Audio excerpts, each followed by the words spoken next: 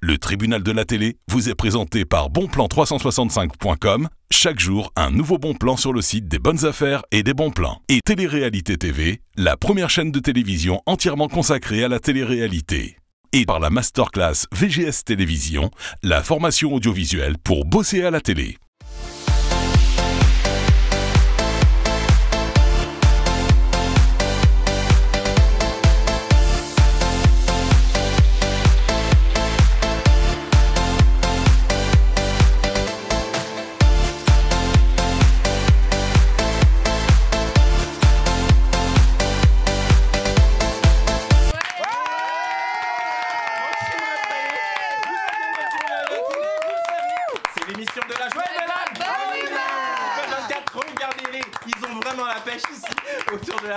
C'est absolument normal, tout simplement parce que la chaîne de télévision People 24 a comme ça décidé d'imposer une nouvelle génération, vous le savez, de chroniqueurs et d'animateurs télé. D'ailleurs, je vais pas perdre de temps, je vais vous les présenter immédiatement. À ma gauche, elle est là, toute de rouge vêtue, Virginie Lédier, qu'on applaudit bien fort. Bonjour Virginie, comment ça va aujourd'hui? Ça va très bien. Comment s'est passée votre semaine, ma chère Virginie? Bah écoutez, après un petit Noël sympathique en famille, où j'ai pu aller parce que je suis en voiture, parce qu'il y a beaucoup de gens, malheureusement, je vous plains, qui n'ont pas pu se déplacer pour les fêtes. C'est sûr qu'avec les grèves, c'est pas évident en ce moment. Voilà, et puis un petit retour à Paris tranquille, comme je suis toujours en voiture. Bon, tant qu'à faire. En tous les cas, ça s'est bien passé, Noël en famille, tout va bien. Nickel. Oui. Juste à côté de Virginie, moi, je raconterai ça tout à l'heure parce que je vais d'abord vous présenter chacun à votre tour autour de la table. Il y a notre ami suisse, il est là, c'est Romain qu'on appelle maintenant. Bonjour Romain, comment ça va? Ça va et vous? Ben moi je vais toujours bien et puis quand je vous vois arriver comme ça de Suisse, ça donne toujours la pêche. Il y a quoi de nouveau du côté de nos amis suisses? Du coup, toujours pas de neige. Ça par contre c'est absolument ahurissant. Au mois de décembre en Suisse il neige pas. Il y a eu un tout petit peu mais les parties c'est un truc de fou. C'est un truc de fou. Et j'ai vu ça qu'en ce moment dans le sud de la France en moyenne 20 degrés quand même. Hein. Ça donne envie quand même. Qu'à New York il neigeait. C'est cyclique. Hein. En même temps on a vu qu'en Australie il y a carrément des incendies. Enfin c'est un truc de fou. Elle est là juste à côté de notre ami Romain. C'est notre amie rouennaise. Oh là là, mais qu'est-ce qu'elle est belle aujourd'hui. Pascaline, qu'on applaudit bien fort. Bonjour Pascaline, comment ça va? Bonjour, ça va, merci. Vous savez quelle question je vais vous poser, ma chère Pascaline? Ça pue toujours. Il faut raconter à nos amis téléspectateurs que notre amie Pascaline habite juste à côté de l'usine Lubrizol qui a brûlé à Rouen. Et donc à chaque fois que je vous vois, ma chère Pascaline, je vous demande si ça va un petit peu mieux au niveau de l'odorat. Oui, mais ça me rassure parce que vous me dites que je suis belle, donc ça veut dire que ça n'a pas trop d'impact pour l'instant. Exactement. On verra mais dans en le futur. réalité, c'était pas ma question, ma chère Pascaline. Oui, j'avais une autre question, puisque comme vous le savez, notre amie Pascaline a fait des concours de Miss. Oui. Et je voulais savoir ce qu'elle a pensé de l'élection de Miss France de cette année. J'ai été très déçue. Oh non. Oui. Ah carrément. Ah oui. Pourquoi donc? Dites-moi tout. Parce que je la voyais dans les dauphines, mais moi je préférais la première dauphine. D'accord. Vous êtes comme beaucoup d'internautes qui ont souhaité, voilà. qui pensaient que c'était Miss Provence méritait d'avoir la couronne. Mais il y a juste une chose que j'arrive pas à comprendre, moi. Tous les gens déçus, est-ce que vous avez voté? C'est juste la question qu'il faut se poser. Alors, parce que c'est les téléspectateurs qui votent, donc c'est bien beau après d'être déçu de ci, de ça, mais il faut voter. Non, mais bon, après voilà, moi j'ai accepté le choix, j'ai juste dit que j'avais rien contre. Au contraire, je suis même fière que une fille justement des Antilles représente la métropole et l'ensemble donc des départements d'outre-mer, etc. Mais effectivement, j'aurais préféré la première dauphine, surtout qu'elle parlait tout aussi bien. C'est juste parce qu'elle s'est mal exprimée lors de son dialogue ce soir-là. Oui, mais attendez, mais c'est terrible ce que vous dites, parce que c'est juste parce que, non, ça fait toute la différence. Vous savez, c'est terrible ce que je vais vous dire, mais il y a des moments où il faut être prêt. Et à une élection comme Miss France, il faut être prêt. Et les téléspectateurs, ils vous découvrent. Donc si malheureusement, il ne faut pas oublier que Miss France, elle a aussi ce côté représentation, représenter la femme française et son excellence.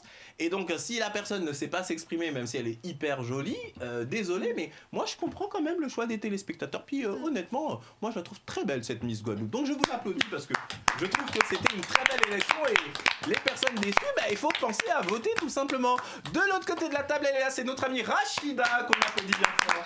Bonjour Rachida, comment ça va aujourd'hui? Ça va super bien. Oh Rachida, j'adore vous retrouver, toujours souriante. Moi ça me fait plaisir de vous voir. Et je suis très heureuse d'être parmi vous. Nous on est super ravis de vous accueillir également. Juste à côté de Rachida, vous n'allez pas le croire, c'est notre amie Judith. D'abord on va l'applaudir, mais on va l'applaudir doublement. Parce que Judith est rentrée spécialement de vacances hier pour ne pas rater l'émission d'aujourd'hui. Là, ça s'applaudit. Comment ça va, ma chère Judith? Eh ben, ça va très bien. Je suis un peu fatiguée, un peu jet lag. Vous étiez où exactement? J'étais partie en Inde, à Bombay. Oh là là là là. Choc thermique, là.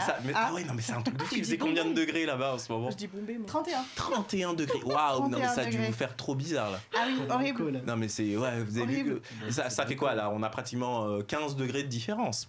Même plus, 20. J'avais 25. Oh, purée. J'étais pas prête. J'imagine. En tout cas, nous, on est ravis de vous retrouver parmi nous. Juste à côté de notre amie Judith, elle est là, tout de noir vêtue. C'est notre amie Aniki qu'on applaudit bien fort. Bonsoir Aniki, comment ça va aujourd'hui? Toujours aussi bien, comme d'habitude. J'adore votre eau. Vous savez pourquoi j'adore comme ça? Pourquoi il est brillant, Michael Jackson? Voilà, ça me fait penser à Michael. Et moi, fan absolu de Michael Jackson. Non, sérieusement, ça. Et en plus, oui, parce que je sais danser aussi. Ah oui, mais oui, c'est vrai que notre amie Aniki est danseuse à la base. Voilà. Vous le savez, dans le tribunal de la télé, on parle absolument de tout, d'actualité média bien évidemment, mais également de ce qui fait le buzz sur Internet. Et pour ce faire, c'est extrêmement simple. Découvrez le sommaire immédiatement. C'est parti. Aujourd'hui, dans le tribunal de la télé, nous allons parler des sujets suivants. L'engagement des artistes. Est-ce un coup de com' ou un engagement sincère? Rachida nous en parle dans un instant. La chanteuse Jennifer explique pourquoi elle a arrêté d'être jurée dans l'émission The Voice. Nabila tourne un sketch hilarant avec l'humoriste Camille Lelouch. Jazz en pleurs après sa fausse couche qu'elle attribue au stress causé par les haters sur Internet. Pascaline nous en parle dans un instant. Moundir cloué au lit à l'hôpital suite à une mauvaise chute dans Danse avec les stars. Romain nous en dit plus dans quelques instants. Et en fin d'émission, vous découvrirez dans Les Talents du Net une artiste pleine de talent. Bonne émission!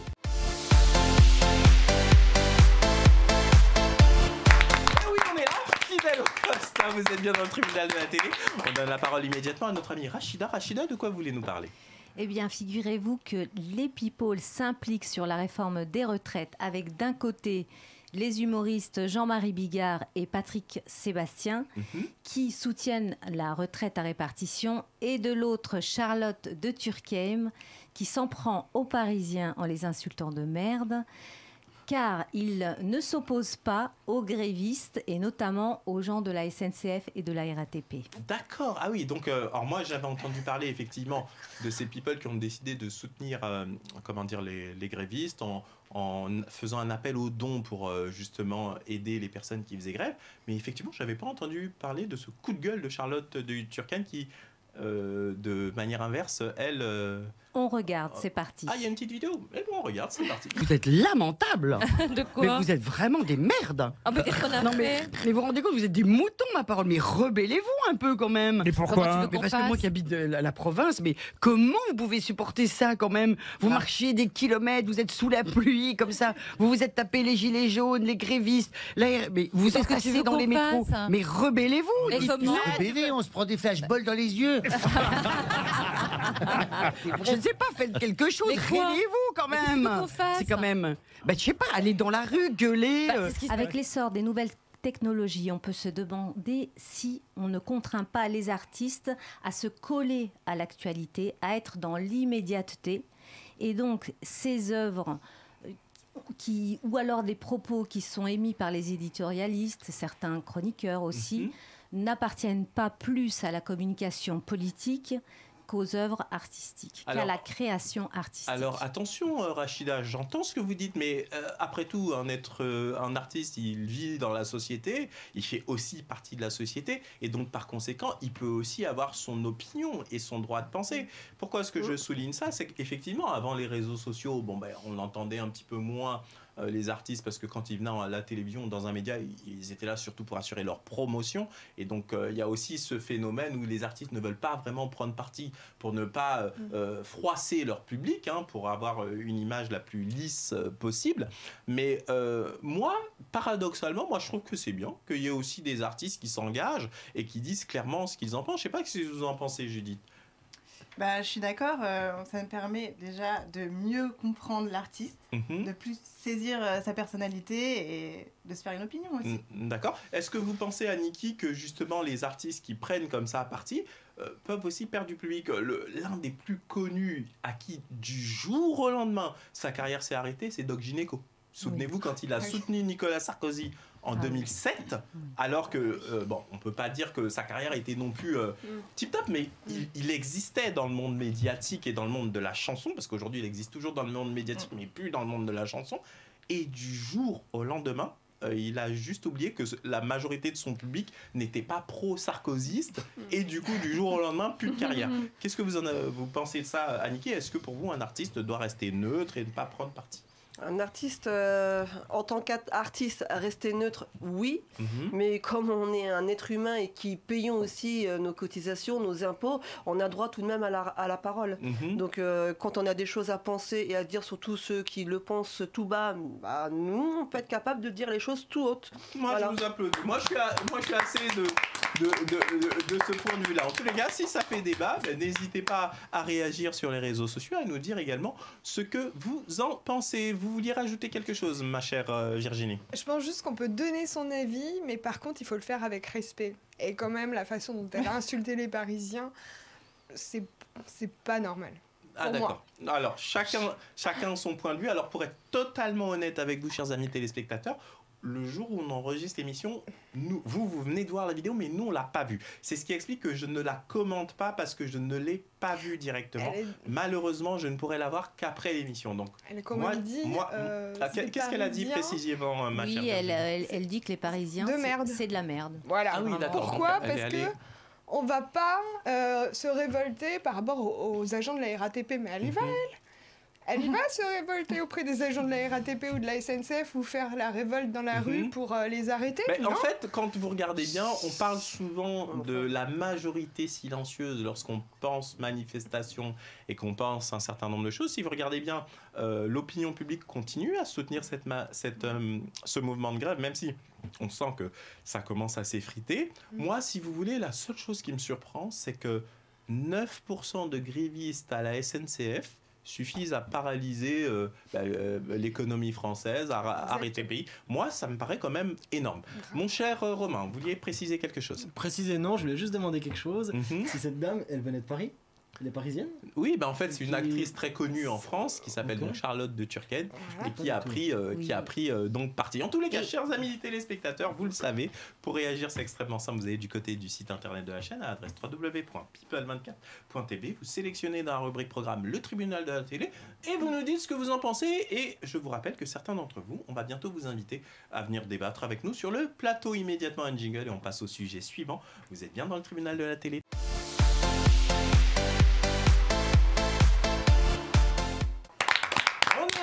Toujours fidèle au poste, vous êtes bien dans le tribunal de la télé. À présent, on va donner la parole à notre amie Virginie. Virginie, de quoi vous voulez nous parler? Alors tout d'abord, je vais vous poser une question. Qu'est-ce que vous pensez d'un retour de The Voice? Moi, le concept de The Voice, je suis pas contre, même si, bon... c'est comme toute émission, il faut que ça se renouvelle un petit peu, etc. Mais moi, j'aime bien le concept. Vous aviez regardé l'année dernière? Honnêtement, non. J'ai pas regardé une seule des émissions de l'année dernière, mais jusqu'à présent, je regardais quand même quelques émissions par-ci par-là. Voilà, parce que bientôt, ça va recommencer. Vous avez dû voir à la télévision. Les premières bandes annonces sur TF1 ont d'ailleurs commencé. Exactement, 1 an après un échec cuisant, quand même. Ah oui, Donc, forcément, ils prennent un risque et du coup, ils ont décidé de revoir toutes les règles, de les simplifier. Et il y a aussi un changement intégral au niveau du jury. Alors c'est qui les nouveaux jurés? Donc, qui va remplacer Mika, Jennifer Soprano et Julien Clerc? Eh bien, c'est Pascal Obispo, Lara Fabian, Amel Bent et Marc Lavoine. D'accord, moi je trouve qu'il est bien ce jury. C'est pas mal, mais s'ils veulent attirer les personnes plus âgées quand même. C'est pas trop pour attirer les jeunes dans ces cas-là. Oui, mais The Voice, ça reste une émission populaire qui s'adresse à toutes les générations, je dirais. C'est sûr que s'ils mettaient que des rappeurs, ils perdraient toutes les personnes plus âgées, etc. etc. C'est vrai qu'ils attiraient les jeunes dans un cas comme celui-ci. Donc, qu'est-ce que vous pensez de cette situation? Écoutez, je pense qu'ils vont faire encore moins d'audience que l'année dernière. Vous êtes super pessimiste en fait. Non, franchement, j'y crois pas. En fait, vous accrochez pas sur le concept ou sur le jury? sur le concept, je le connais pas vraiment parce que les règles vont être simplifiées. D'accord. Mais on sait pas exactement ce qui va être fait ou pas. Par contre, le jury, non, pas du tout. Il m'intéresse absolument pas. Bon, Pascal Obispo, j'écoutais, mais quand j'avais 15 ans, quoi. Mais oui, mais quand vous aviez 15 ans, mais Pascal Obispo reste un artiste majeur de la variété française. Oui, mais pour le voir, pour donner son avis, non.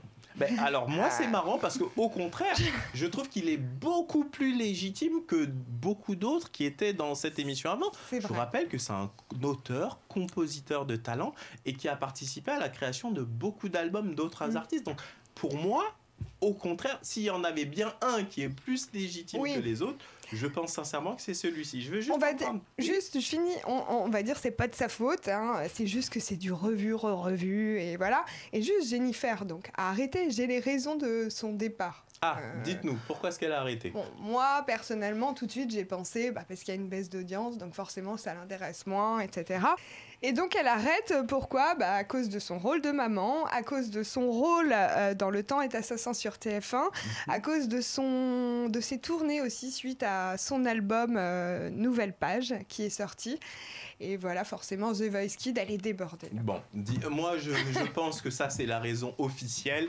Allez savoir si c'est la vraie raison. Toujours est-il que The Voice, ici, qui regarde cette émission, vous, Romain? Moi, je regarde un peu, de temps en temps, comme ça, quand je tombe dessus, je regarde. Mais je pense pas que le jury soit vraiment décideur de la tranche d'âge des personnes qui regardent.